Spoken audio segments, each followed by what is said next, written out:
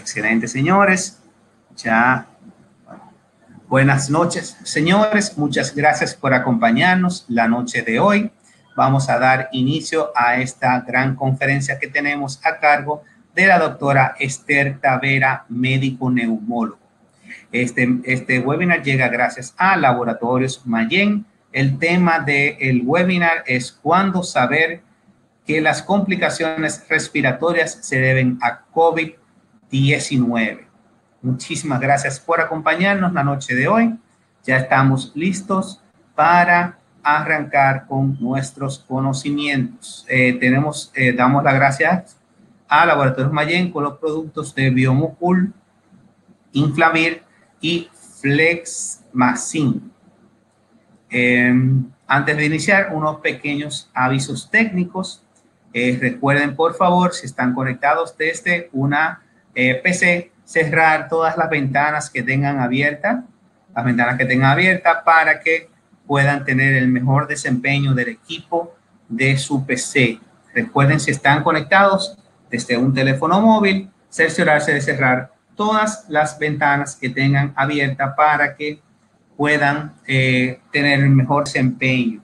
También, si están conectados con el celular o con la PC, recomendamos usar unos auriculares para concentrarnos en lo que se está diciendo en el momento.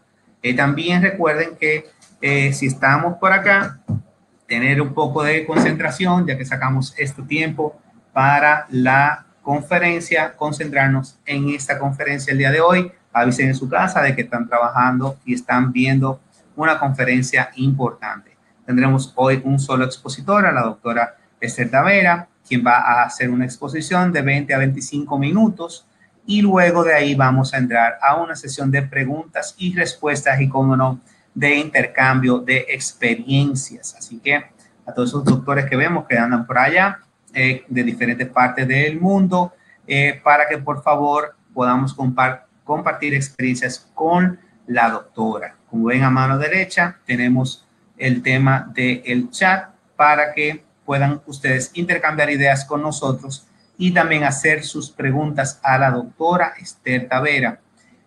Como han podido ver, tenemos a los moderadores que andan por allá y pueden aprovechar para hacer sus preguntas a ellos, y cualquier inquietud que quieran hacer a la expositora también pueden hacerlo por esa vía.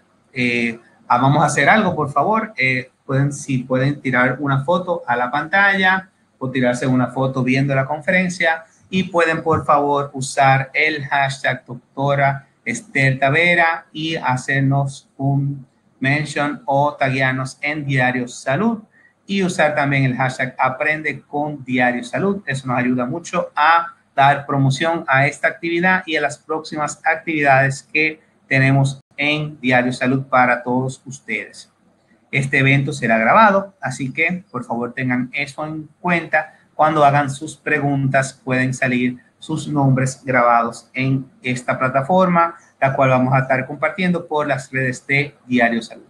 También queremos hacerles la invitación a que puedan ver las otras conferencias que ya se han realizado, más las que vienen en esta serie de webinars que está siendo apoyados por Laboratorios Mayen. Gracias para hacer atención al tema de la pandemia. Pueden hacerlo en diariosalud.do/participa y inscribirse a esas conferencias que vienen, y también participar de las conferencias que ya se han realizado. Bien, vamos a hacer una pequeña introducción de la doctora para que la puedan conocer mejor. La doctora Esther Tavera es egresada de la Escuela de Medicina Pontificia Universidad Católica Madre Maestra de la PUCUM. Realizó un magíster en Medicina Interna en el Hospital Universitario José María Cabral Ibáez. Es magíster en Neumología del Hospital Salvador Gautier, en la UAS. Estancia formativa en la Unidad Multidisciplinaria de Enfermedades Pulmonares Intersticiales Difusas en el Hospital Universitario de la Princesa Madrid, España. Como experiencia, desde el 2012 es neumóloga internista en la Clínica Unión Médica del Norte en Santiago. Es docente de la Cátedra de Respiratoria de la Escuela de Medicina de la Pucamaima en el campus de Santiago. Es coordinadora de la Residencia de Medicina Interna de la Clínica Unión Médica, directora en República Dominicana del capítulo del Consejo Latinoamericano para la certificación en terapia respiratoria.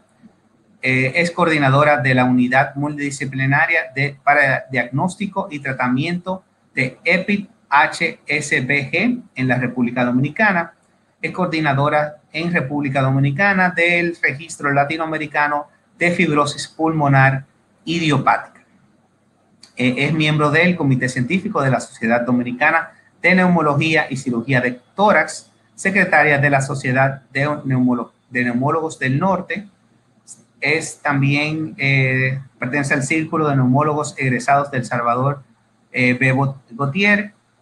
También es miembro de la Asociación Latinoamericana del Tórax. También es miembro de la Sociedad Europea Respiratoria, ERS, y de la American College of Chest Physicians. Y es miembro de la Sociedad Americana del Tórax. La doctora Esther Taveras la pueden conseguir con su número de teléfono y su email que está publicado acá, y luego vamos a estar compartiendo. Le vamos a dar un fuerte abrazo, un fuerte aplauso a la doctora para que se una ahora, y queremos invitarles a todos a que sigan a diariosalud.do en las redes sociales y sigan también y se suscriban en nuestro boletín que damos de noticias diarias. Doctora, puede unirse a la sala, por favor, para iniciar su charla. Muchas gracias, doctora. Disculpe que me atrabanqué un poquito con su currículum. Tranquilo, gracias, Miguel. Gracias a Diario de Salud.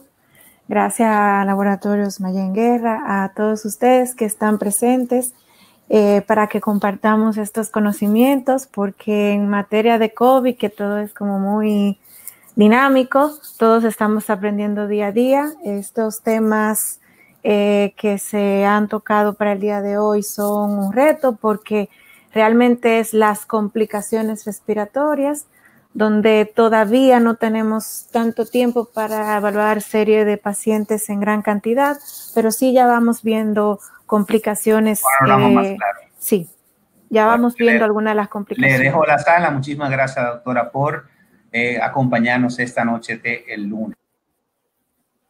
Gracias a todos los que nos acompañan por el conocimiento. Un lunes, un placer. El día de hoy vamos a hablar sobre complicaciones respiratorias por COVID-19.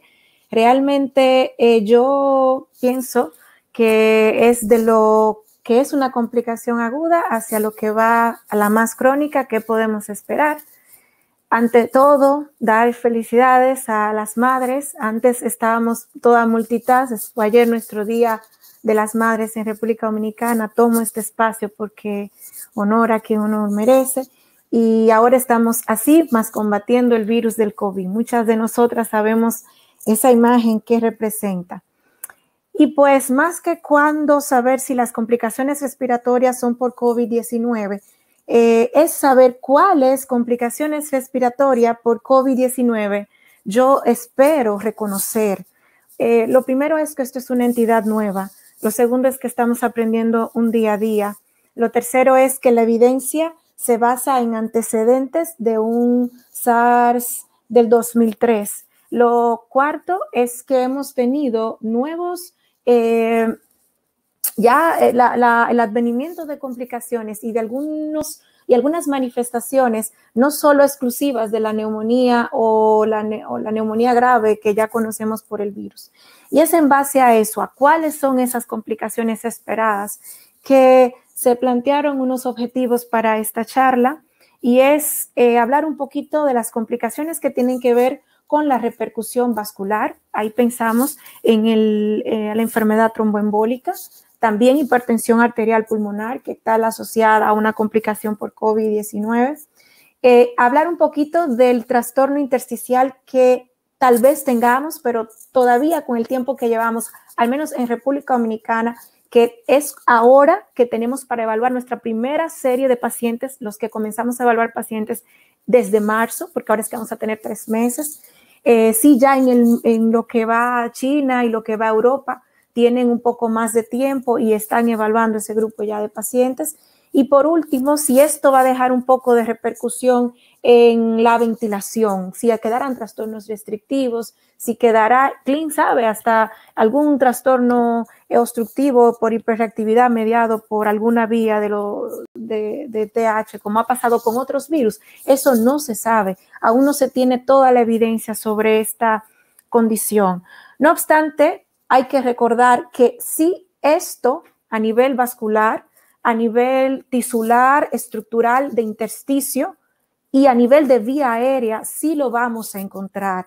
Que quede o la repercusión de la severidad es lo que va a variar, pero sí va a pasar y va a pasar por la fisiopatología. Es una fisiopatología que va a involucrar toda la vía aérea, todo el epitelio de la vía aérea, lo que es esa actividad a nivel del intersticio en el alvéolo y esa capacidad del virus de tener esa afinidad con esta y de ayudar a esa expresión de lo que es el AC2, así como también a nivel del intersticio, a nivel del alvéolo, tener la propiedad de no solamente desencadenar la respuesta inflamatoria sistémica, sino a la vez, como está muy de cerca con el capilar y la parte vascular, generar un estadio protrombótico. De ahí que para abril vimos cómo se nos comenzó a bombardear con mucha información sobre la posibilidad de eventos protrombóticos y se habló hasta de lo que es el famoso RITAC, que tiene que ver con la respuesta inmune trombótica asociada pues al COVID. Sí quedando bien claro por la fisiopatología ya conocida que por esta liberación y esta tormenta de citoquinas, esta cantidad de interleuquinas participando, la 1, la 6, y este estado protrombótico, pues con una gran liberación de factor activador de plasminógeno y así como otros mecanismos de activación patológica de la trombina, pues el paciente podía tener esta propiedad de procoagulante. Pero así también otro paciente con neumonía grave puede tener un estadio procoagulante. No obstante, sí recordando la severidad de la condición, sabiendo que hay esa condición fisiopatológica de base, tenemos que el paciente que puede desarrollar una complicación o una de estas complicaciones que son las que vamos a desglosar ahora, tiene que probablemente haber estado en uno de los estadios más severos de la enfermedad. O sea, sí se asocia la severidad con complicación, es directamente proporcional. Por ende, ojo con las neumonías que tenemos moderadas y severas por COVID-19, ojo porque son los pacientes que debemos darle seguimiento a futuro, ojo porque son los pacientes que estando con nosotros ingresados a las 48, a las 72 horas, con todo y tromboprofilaxis, van a presentar pueden presentar una enfermedad tromboembólica, incluso pulmonar. De aquí que se nos salgan muchas cuestionantes, si tendremos secuelas posterior a esta infección aguda, si de repente cuál será la frecuencia de estas complicaciones, si van a repetir, si fue un tromboembolismo, si vuelve, cuáles serán de ellas, si de verdad tenemos este aumento del estado de hipercoagulabilidad y si a la larga vamos a tener algún tipo de alteración estructural, tanto vascular, intersticial, funcional. Y por esto, ¿qué tiempo en seguimiento debemos nosotros estar detrás de estos pacientes después de que pase su enfermedad aguda para justo buscar esas complicaciones? ¿Hasta dónde o hasta cuándo yo tengo que darle seguimiento a ellos para poder pensar que pueden presentar una de estas complicaciones?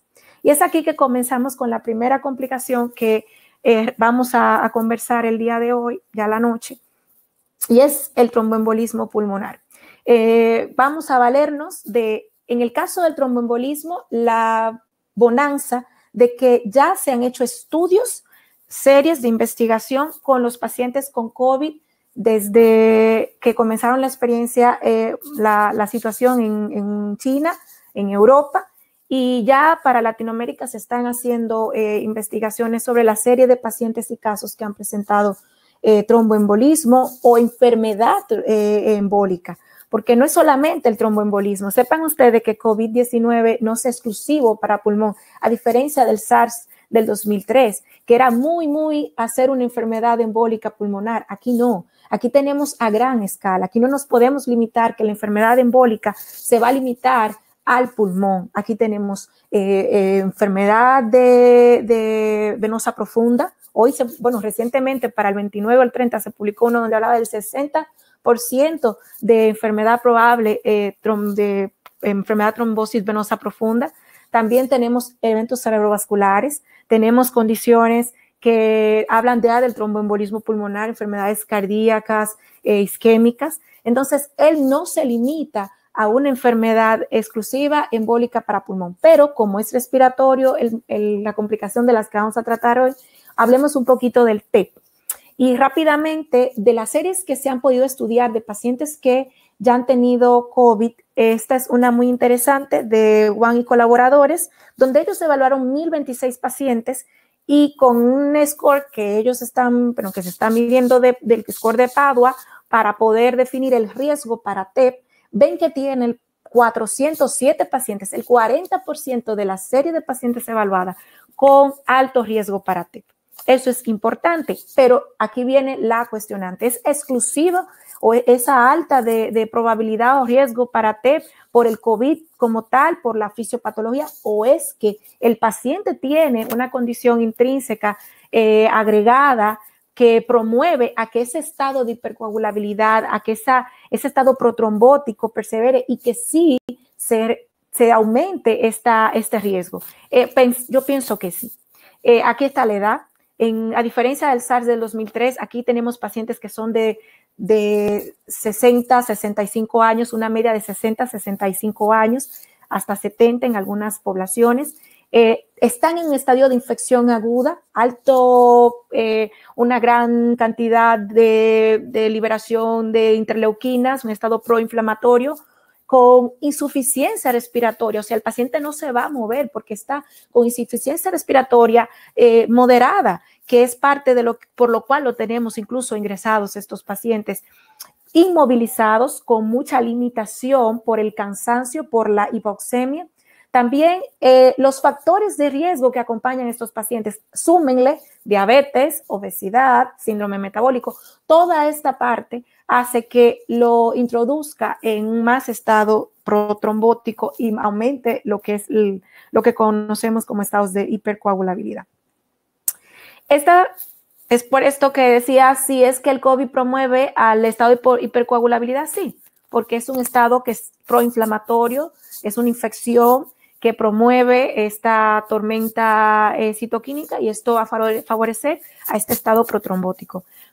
Pero la cuestionante que me da es que es realmente la hipercoagulabilidad que se da en un paciente con COVID-19 es igual a la que se da en un paciente que también tenga una neumonía, por ejemplo, severa, que no sea por COVID-19. Entonces, de ahí comenzamos a investigar en evidencia y pues evaluando los que han tenido tromboembolismo pulmonar por COVID-19, vamos a ver 3 series que son de las más comentadas. Tenemos una que fue una de las que más duró, que duró 2 meses, donde se evaluaron 362 pacientes, todos los pacientes con tromboprofilaxis, pero si se dan cuenta en el subrayado, presentaron una incidencia de 2.8% de tromboembolismo pulmonar. Si seguimos evaluando otra serie de pacientes, esta fue mediada aquí por una profesora de Ámsterdam, Saskia Middeldorp, recientemente publicado en abril, y ella fue un estudio en un centro médico de Ámsterdam, donde evaluaron por 5 días solamente 198 pacientes y 74 de ellos que estaban en la UCI tenían tromboprofilaxis, pero de ese grupo, lamentablemente, 33 pacientes, o sea, el 17%, pues tenían una enfermedad embólica venosa asociada. Y también de ellos, un 2.5 asociados a tromboembolismo.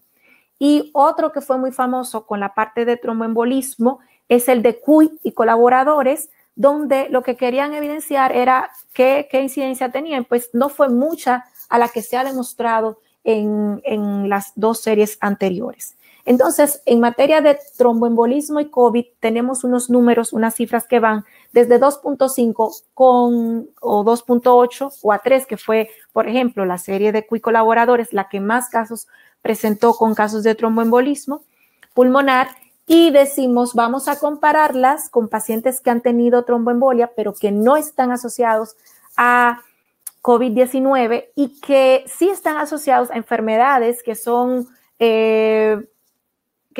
protrombóticas o aumentan el estado de hipercoagulabilidad.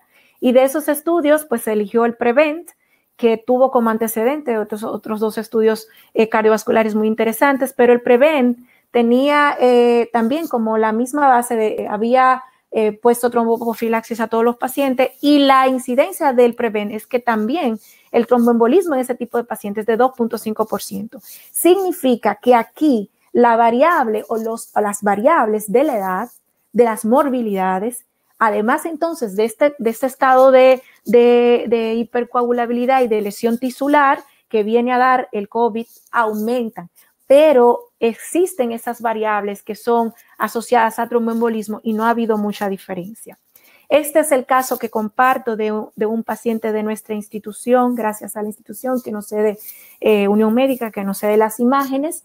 Pues es un masculino de ayer, señores, de 70 años de edad, es hipertenso, tiene una cardiopatía isquémica, diabético, dense en cuenta cuántas morbilidades tiene. Tiene el COVID de paso en un estadio moderado severo, inicia mucha desaturación, entra en tormenta de citoquinas, linfopenia, todo lo característico. Mascarilla aumenta, o sea, la PAFI disminuye, hay que aumentarle más la titulación, y se inicia tratamiento primera dosis de tocilizumab, pero se le hace su control de angiotomografía porque el paciente mantenía una clínica muy súbita. Si bien es cierto que el COVID hace estas transformaciones, también es cierto que fue una clínica muy súbita y se orientó mucho la clínica a un probable TEP. El paciente desde su ingreso se le administró tromboprofilaxis, y eso es para que veamos cómo aún con tromboprofilaxis, como pasó en las series anteriores, el paciente presenta,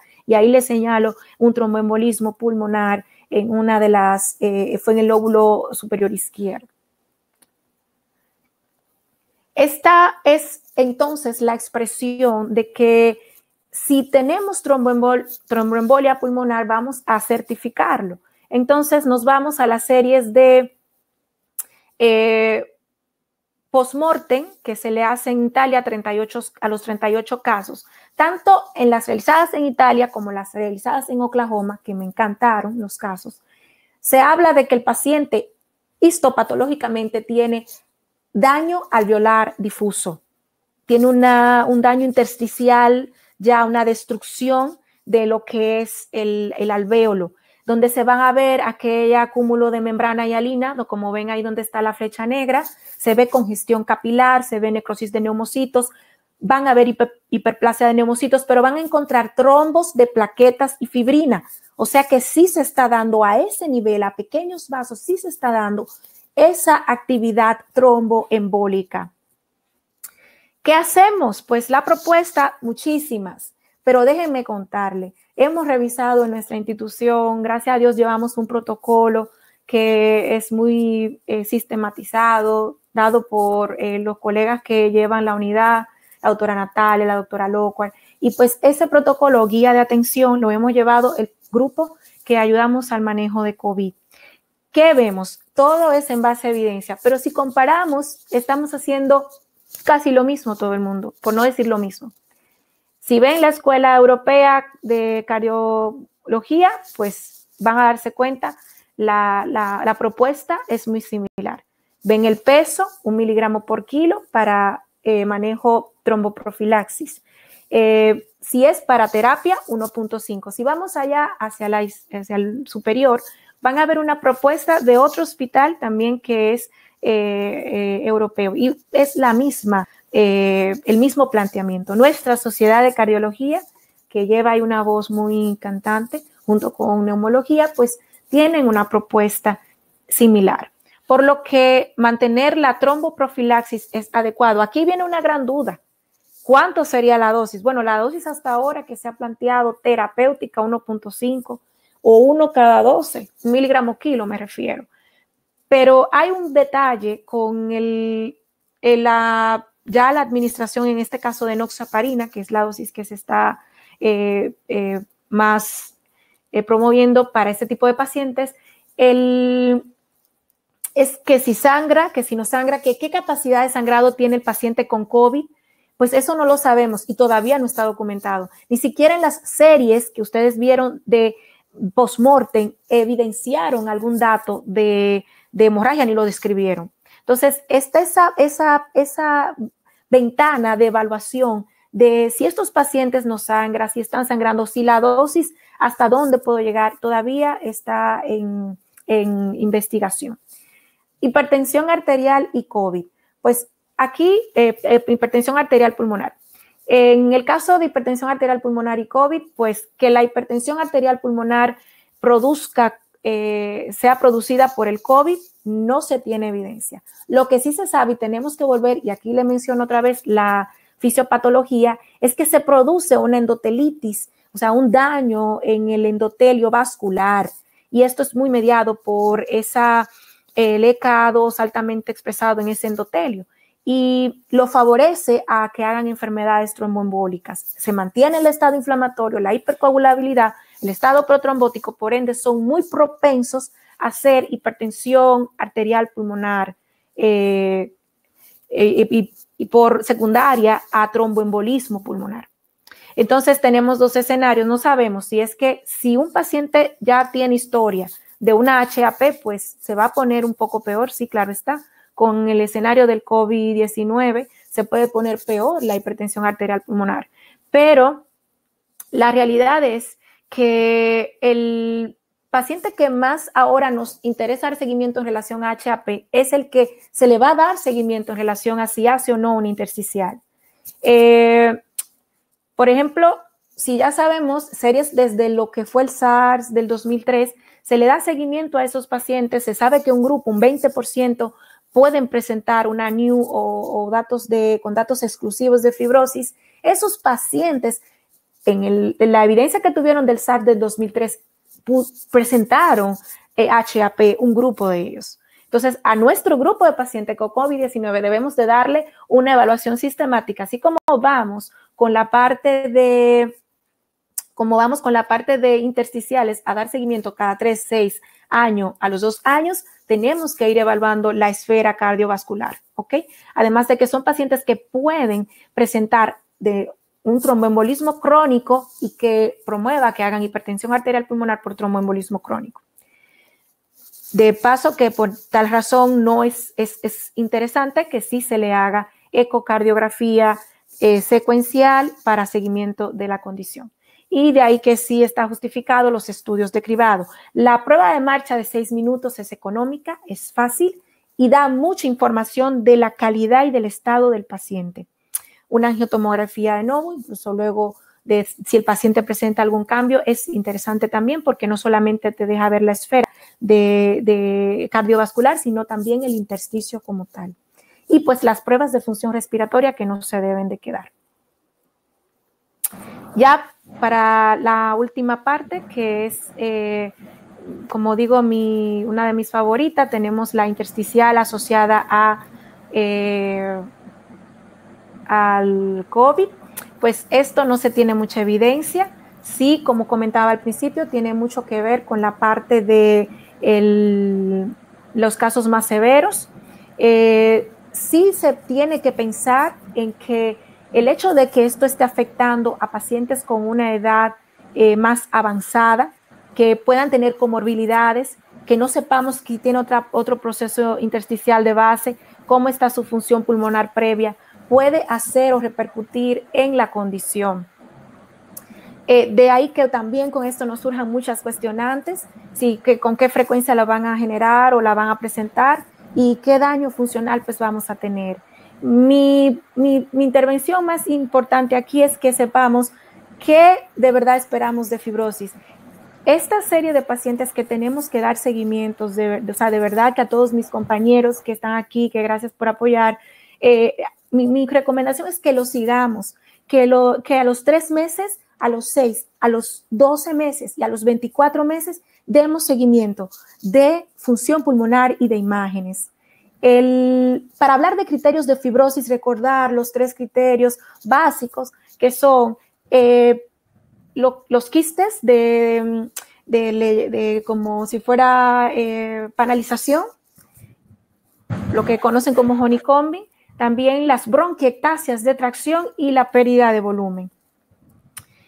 Para entender por qué tenemos que hacer ese seguimiento, porque todavía no tenemos, ni siquiera, ahora es que quizás China y España e Italia están comenzando a evaluar función pulmonar en sus pacientes, pero China ya lleva un tiempo porque comenzó primero la situación, pero nosotros nos basamos mucho en antecedentes y recordar, por ejemplo, esta serie de pacientes que siguieron por un año y ver que sí tuvieron daño en la difusión y en las imágenes a los 12 meses todavía a un 20%, a un 27% de la cantidad de los evaluados. En este grupo, esta serie de pacientes era 311 y 85 de ellos tuvieron afectación de la DLCO, o que es la difusión del monóxido de carbono, y 67 de esos 311 sí tuvieron cambios que asociaban a fibrosis, tal vez no con todos los criterios, pero sí con datos de bronquiectasias de tracción o pérdida de volumen, aunque no cumpliera los 3, pero ya se estaba dando. ¿Qué nos habla la evidencia? También que no podemos llevarnos exclusivamente de la función pulmonar, que tenemos que ver la calidad, la marcha de 6 minutos, como le decía, hay que hacérsela. ¿Por qué? Porque estos pacientes, por evidencia se ha visto, en la que fue del SARS, que funcionalmente a los 3 y a los 6 meses no habían tantos cambios, pero a nivel de calidad de vida, cuando hacía la marcha el paciente, el 83% de ellos en esta revisión, que eran 110 pacientes, el 83% tenían dificultad para la marcha. Entonces eso limitaba su calidad de vida. También referían a una disnea importante y a la medición de la presión inspiratoria máxima, pues tenían sus alteraciones. Y con la DLCO igual, este fue un estudio hasta los 24 meses donde sí se vio que habían con trastornos leves, 36%, y ya con trastornos más severos, un 12% y un 3% respectivamente. En cuanto a la parte ventilatoria, certificando lo que era la restricción en un 5% de los casos que se siguieron del SARS del 2003. Y esta serie que me encanta presentar porque fue la que duró 15 años siguiendo a ese grupo de pacientes, eran 78, para seguir 15 años, eso es mucho, 78 pacientes duraron bastante en seguimiento, pero también demostró que lo que iba a presentar en cambio funcional o en cambio estructural, lo presentó durante los 2 primeros años después de que pasa el problema o la neumonía que presentaron por SARS. Entonces, valiéndonos de los antecedentes, es que nosotros, como personal de salud, tenemos que realizar estudios multicéntricos, tenemos que cada grupo de colegas presentar y unir sus experiencias, su evidencia, y esto va a dar una información increíble. Darle seguimiento a estos pacientes a los 3, a los 6 meses, a los 12, a los 24, saber que van a tener una afectación importante de la calidad de vida y que saber que no hay que durar quizás más de 2 años en seguimiento de ellos porque lo que vamos a encontrar como tal pues va a ser hasta ese nivel, o sea, cualquier daño hasta allí quedará. Voy a compartir con ustedes este casito para que vean cómo un paciente no es, dice que el seguimiento que debemos de dar a los 3, a los 6 meses. Entonces ahora vamos a ver con COVID-19. Eso era el SARS. Entonces yo le voy a enseñar acá 2 casos. Este es el primero de un paciente con COVID-19 de la unidad, 64 años, obeso, con síndrome metabólico determinado para COVID. Con COVID usó el protocolo de primera línea, se le inició tocilizumab. Si se dan cuenta, el 16 de marzo es como llega, el 23 miren cómo ya está en insuficiencia respiratoria ya severa, no fue llevado a ventilación, se administra tocilizumab, pero yo quiero que vean la evolución a las 6 semanas. A las 6 semanas ya tenemos este hallazgo en el lóbulo, si se dan cuenta al lado derecho, hay pérdida de volumen y se puede visualizar una bronquiectasia de tracción. O sea, que no estamos hablando de los 6 meses ni el año todavía. O sea, este señor todavía no tiene los famosos 3 meses, casi los va a cumplir y tiene ya datos de bronquiectasia de tracción, pero fue un paciente que estuvo severo, por ende no se nos puede olvidar. Y ha recuperado, se fue con oxígeno domiciliario, ya no está, ya se va a reintegrar, gracias a Dios, a su vida, a su trabajo, pero eso hay que darle seguimiento. Y este es otro caso, también es un paciente 72 años, diabético, presentó tromboembolismo también.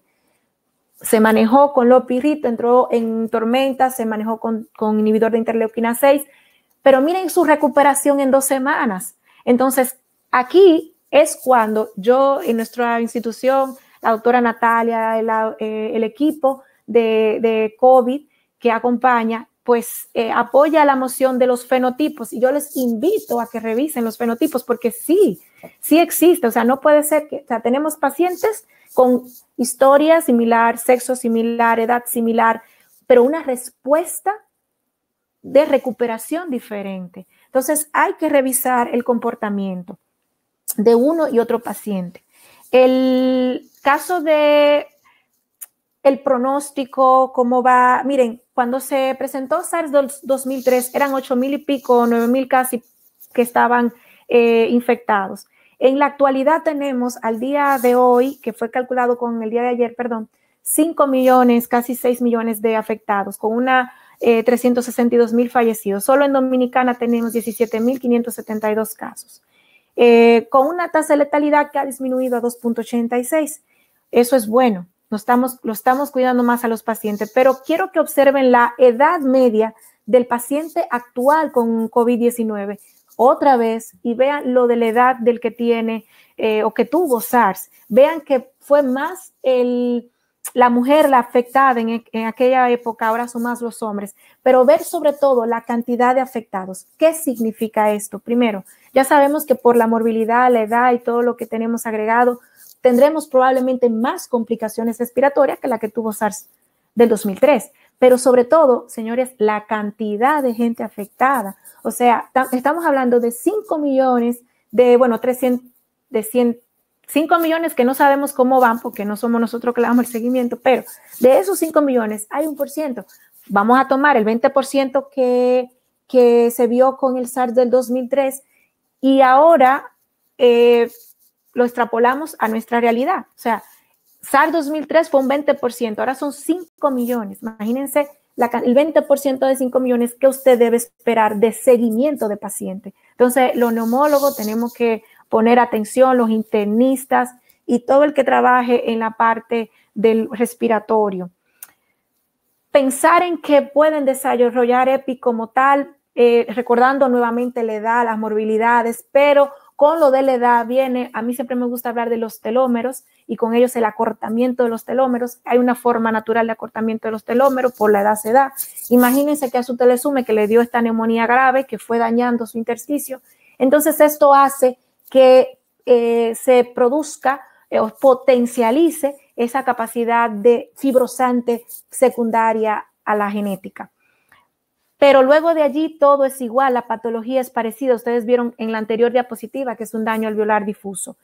El seguimiento debe ser multidisciplinar, es holístico, no es exclusivo del neumólogo. Este seguimiento debe ver imágenes, debe ver función pulmonar, debe ver un internista cardiólogo, un endocrinólogo, un gastroenterólogo, es un hematólogo. La verdad que es, dependiendo del daño que presente a nivel vascular, fuera de la parte respiratoria, pues también otras especialidades. O sea, debe de darse un seguimiento integral, clínico, radiográfico, funcional. Se debe de dar fisioterapia respiratoria, sí se debe hacer rehabilitación.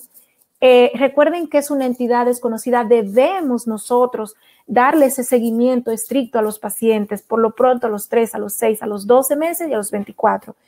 Y quizás un grupo de ellos, como vieron, el 20%, quizás sí se quede en las unidades de intersticio para darle seguimiento y cuidados a esos pacientes. Debe verlo un psicólogo porque eso, desde estar solo en la habitación hasta luego no poder moverse o no poder caminar o tener que estar usando oxígeno, eso no es tan tolerable en la psiquis a nivel de la parte sentimental del paciente.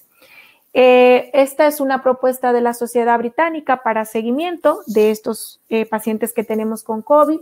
Tenemos los que, si ya usted tuvo su paciente con COVID, si de 4 a 6 semanas el paciente no presenta ningún tipo de daño estructural, ya ha mejorado todo lo que es la neumonía funcionalmente, cuando se lleva a evaluación pues se encuentra mejor, puede descargarlo. Pero si encuentra algún cambio, ese paciente a nivel cardiovascular o estructural o funcional, se le debe dar seguimiento hasta los famosos 3 meses. Si a los 3 meses todo sigue bien, se descarga. Pero si a esos 3 meses sigue habiendo daño o intersticial o un daño vascular que se comience a denotar una hipertensión arterial pulmonar, el paciente debe ser derivado a intersticio o al área de un evaluador de HAP. En el caso de que si él no tiene si mejora, pues se descarga. Pero si aún así el paciente continúa, ahí es donde hablamos de seguir la ley de secuencia hasta los 6, el año y hasta los 24 meses. Los dejo con esta foto de estos 3 meses. Aquí hay mucha gente que nos han apoyado. Nos sentimos allá en la Unión Médica muy edificados porque el equipo de la unidad de COVID es un equipo muy bueno, es integral, es muy dinámico. Son todas esas caras que están viendo allí, aunque no le vean los ojos, sé que ven la impresión del servicio. Y creo que hasta ahora esta experiencia que hemos vivido, aunque ha sido un poco agotadora, sí ha sido una experiencia de solidaridad y de ver al compañero apoyar a cada uno de nosotros. Hasta aquí, placer. Mucho gusto. Bueno, excelente. Muchísimas gracias, doctora. Y que pido un aplauso tanto para esa gente que está ahí trabajando, haciendo frente a esta pandemia, como a todas las personas que han participado en esta conferencia. Y quiero que le den un gran aplauso virtual a la doctora por esta gran exposición que hemos recibido todos. Como pudieron ver, es una conferencia actualizada de las cosas que se están viviendo en este momento, y fíjense cómo van evolucionando la pandemia, que ya las diferentes sociedades e instituciones de diferentes partes del mundo están haciendo las mismas recomendaciones. Eso quiere decir que ya tienen un control, ¿verdad, doctora? Ya tienen una guía de más o menos qué se puede hacer frente a la pandemia y cosas que están funcionando. Y eso no se puede hacer si no se hacen este tipo de intercambios y de enriquecimiento en conjunto, ¿verdad, doctora?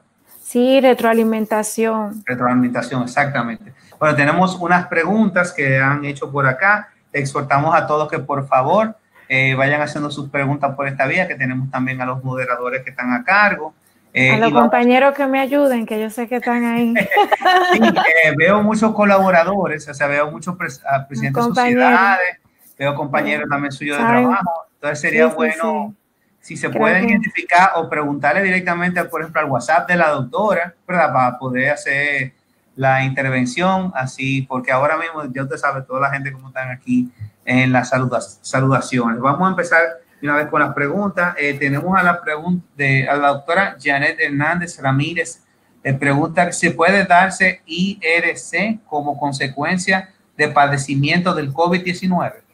Bueno, si se refiere a la insuficiencia respiratoria crónica, pues sí, porque por el paciente que ha presentado, que llega a ese estadio de fibrosis, justo ese 3% que presentamos que puede hacer un daño severo, también aquel que ha hecho un tromboembolismo crónico, y que tiene una HAP secundaria, pues sí puede hacer una insuficiencia respiratoria crónica.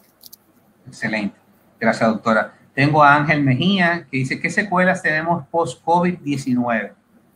Bueno, fueron muchas. Bueno, comentando lo que es, o sea, repasando un poquito, las secuelas hasta ahora que estén evidenciadas es sobre tromboembolismo pulmonar, en cuanto a respiratoria se refiere, Se están haciendo serie de estudios con las intersticiales, sí ya se lleva, porque ahora es que tienen tal vez 3 y casi 4 meses de la experiencia los colegas que han estado con la situación en Europa, ya China, que es el que más tiempo tiene.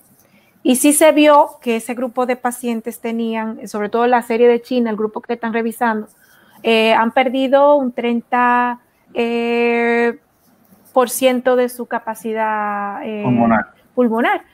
Lo que hay que seguir es viéndolos, por lo que vimos en el SARS del 2003, porque recuperan, la mayoría recupera.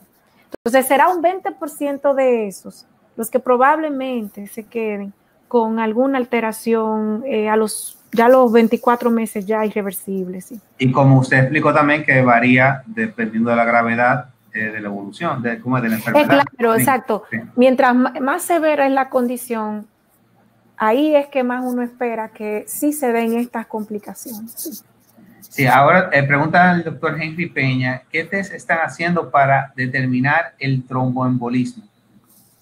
Bueno, la angiotomografía, bueno, lo primero es la clínica, incluso el caso que usted vio, que compartimos de la institución, fue por clínica, fue el hecho de que a pesar de que sabíamos que él estaba en un momento de respuesta inflamatoria en su máxima expresión, sí el señor desaturó muy agudo, muy rápido, muy progresivo, a pesar de tener medicación tromboprofiláctica. Entonces, en el caso de ya complementarios, sabe que hicimos corrección y revisión de dímero D. Hay un dato interesante. Ese paciente, por ejemplo, de dímero D, que es un predictor negativo de la condición, estaba normal. El dímero D en ese señor estaba normal. Pero la clínica comentaba, y pues ahí sí se hace, doctor Henry, la angiotomografía, que es el ideal para poder evidenciar, como vio esas imágenes que tan dulcemente nos facilitaron en la institución, esas imágenes de los trombos en las arterias distales, en este caso fueron unas subsegmentarias. Excelente. Tenemos a Felicia Silverio de Reynoso. ¿Qué medidas profilácticas podemos seguir para evitar futuras complicaciones trombóticas por COVID-19? La mejor pregunta.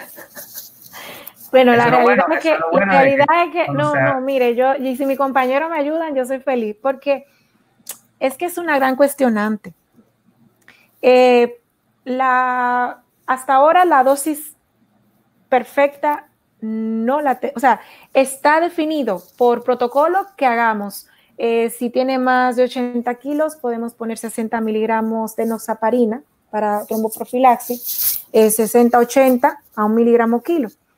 Pero se ha visto, todas las series que ustedes vieron por evidencia que presentamos, tenían tromboprofilaxis y hacen el evento tromboembólico. Entonces, ahí hay un detalle que quizás siguiendo revisiones de series podamos ajustar y ver qué más se puede hacer. Pero hasta ahora la dosis recomendada por las sociedades, que por eso le traje 3 ahí propuestas, y de ellas la nuestra de la Sociedad Dominicana de Cardiología, que está excelente y la llevamos también en conjunto, pues 1 miligramo kilo para tromboprofilaxis. Sí, estaban preguntando lo que estaban pasando esas slides, que si pueden compartirlo. Esta grabación le va a llegar a todos los que están inscritos por correo mañana, así que pueden ver el video, echarlo para adelante, echarlo para atrás y ahí sacar las conclusiones.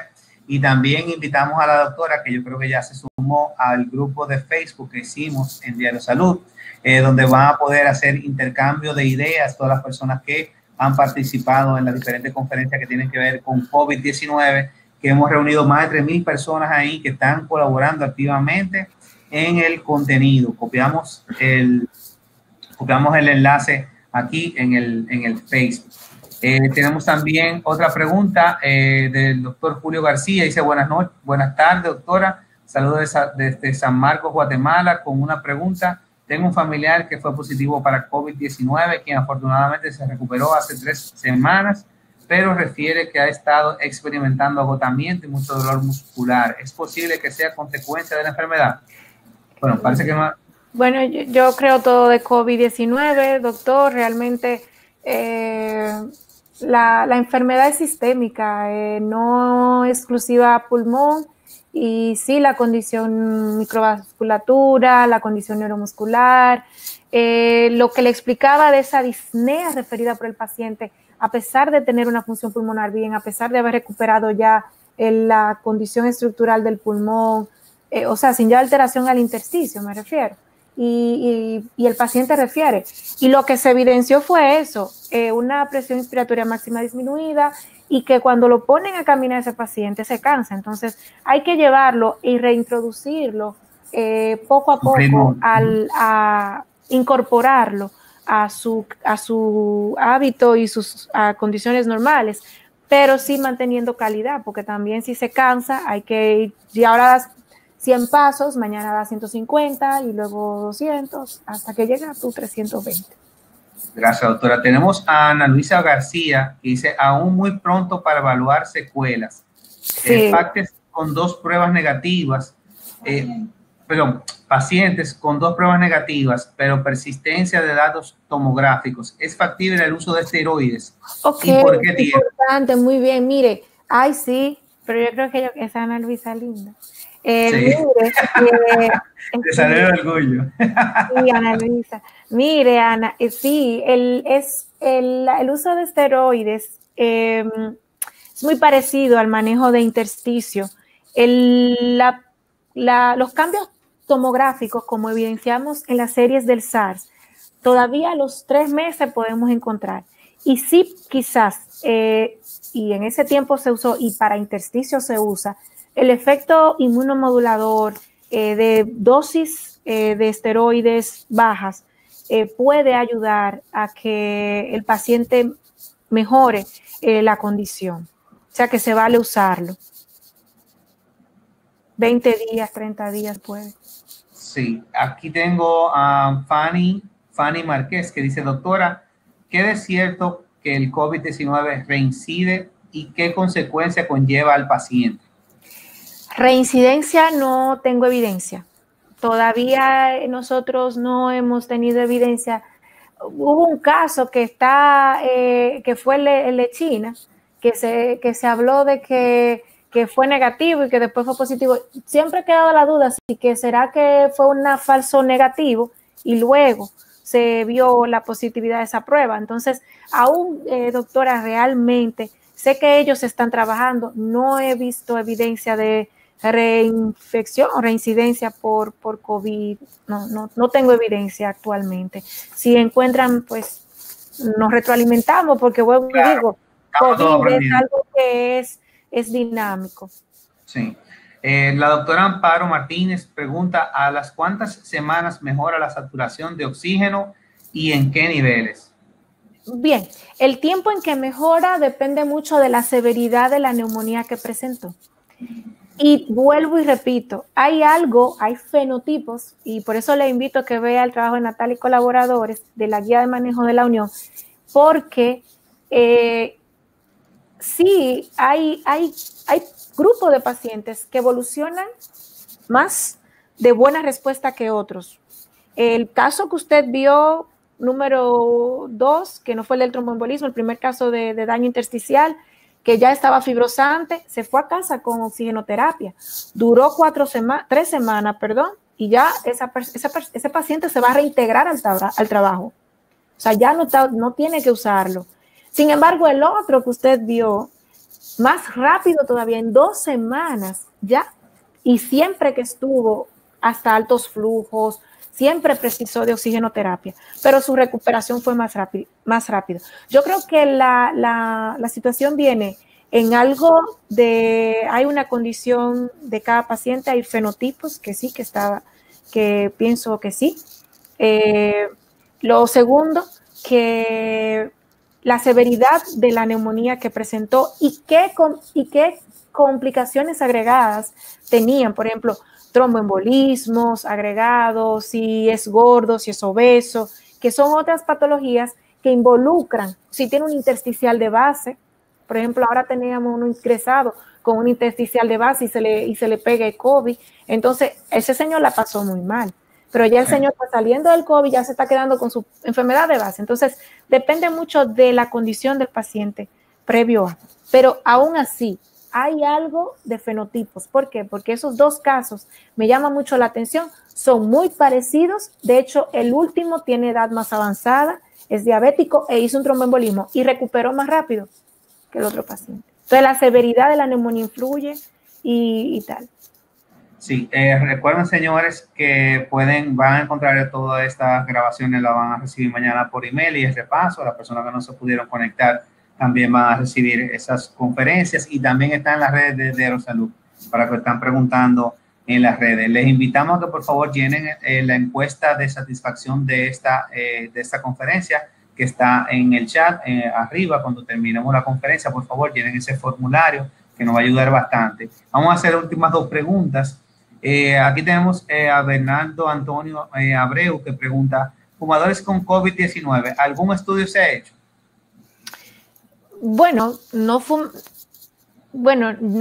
puedo decirle que fumadores con COVID, sí se sabe, hay unas muy buenas revisiones de pacientes que se saben con patología obstructiva y que tienen COVID y es muy parecido a la que acababa de expresar de patologías pulmonares crónicas con infección con COVID, la repercusión de la severidad del cuadro respiratorio que va a presentar el paciente, sí.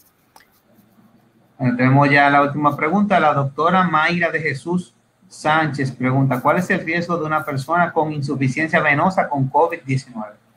¿El riesgo? Ok.